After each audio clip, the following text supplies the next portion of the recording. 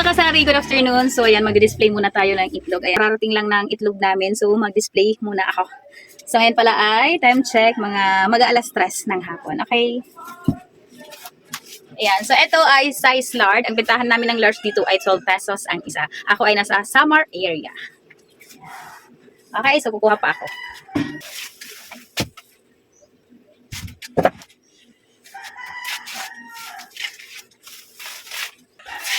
Hala, may basag. Oh, hindi napansin ng supplier namin. Ayan, parang kinain. Hindi ko alam kung daga yung nagngat-ngat. Ayan siya, oh. So, ito ay kararating lang. So, may basag pala.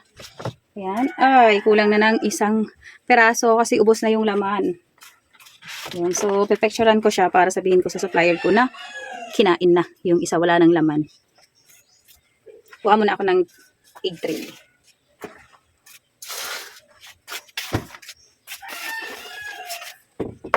Pero bago natin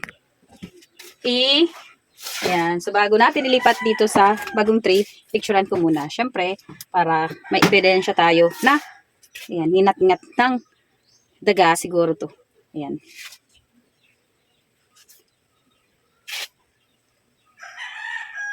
Okay, so ilipat ko na dito.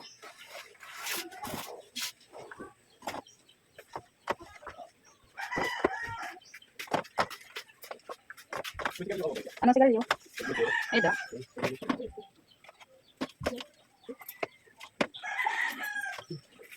Tira. Take cheese.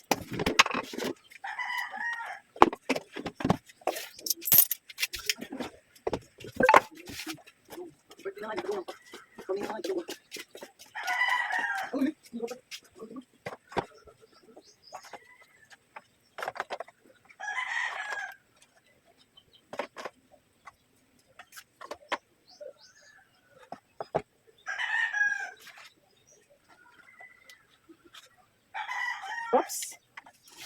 So, yung isa ayaw matanggal. Dumidikit. So, mamaya, basain ko na lang ng tubig para matanggal tong isa. Kasi sayang, pag pinilit natin ay mababasag siya. So, ito, okay na siya nakuha. Yan.